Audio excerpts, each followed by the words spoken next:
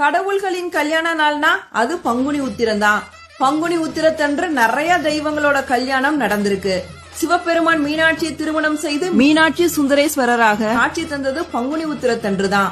முருகப்பெருமான் தெய்வானையை திருமணம் செய்ததும், ஸ்ரீராமர் சீதா தேவி திருமணம் நடந்ததும், ஆண்டாள் ரங்கமன்னரை கரம் பிடித்ததும், தேவர்களின் தலைவனான இந்திரன் இந்திராணியை திருமணம் செய்ததும், நந்தி தேவர் சுயசை திருமணம் செய்ததும், 27 நட்சத்திரங்களுடன் சந்திரனின் திருமணம் நடந்தேறியதும் இந்த பங்குனி உத்திரத்தன்றுதான். பங்குனி உத்திரனால திருமணம் மட்டும் நடக்கல, தர்ம சாஸ்தாவான சுவாமி ஐயப்பன் அவதரித்ததும் பங்குனி உத்திரம் அன்னைக்குதான்.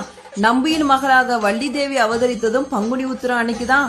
செல்வத்தின் அதிபதியான மகாலட்சுமி அவதரித்ததும் பங்குனி உத்திரம் அன்றுதான். அது மட்டும் இல்லாம மகாவிஷ்ணுவின் மார்பில் மகாலட்சுமி அமர்ந்தது, பிரம்ம தேவனின் வாக்கில் சரஸ்வதி அமர்ந்தது போன்ற நிகழ்வுகள் நடந்ததும் பங்குனி உத்திரம் அன்னைக்குதான். உங்களுக்கு திருமணம் தடைப்பட்டுக்கிட்டே இருக்கா? பிடித்த வாழ்க்கை உங்களுக்கு அமையணுமா? அப்போ பங்குனி உத்திர அன்னைக்கு விரதம் இருந்து அருகே கோவில நடக்கின்ற திருக்கல்யாணத்தை பார்த்து திருமண கோலத்துல இருக்க தெய்வங்களை தரிசித்தால் கட்டாயம் உங்களுக்கு கல்யாண வைபோகம் நடக்கும். மாதங்கள்ல 12ஆவதா வர பங்குனியும், நட்சத்திரங்கள்ல 12ஆவதா வர உத்திர. Download ShareChat.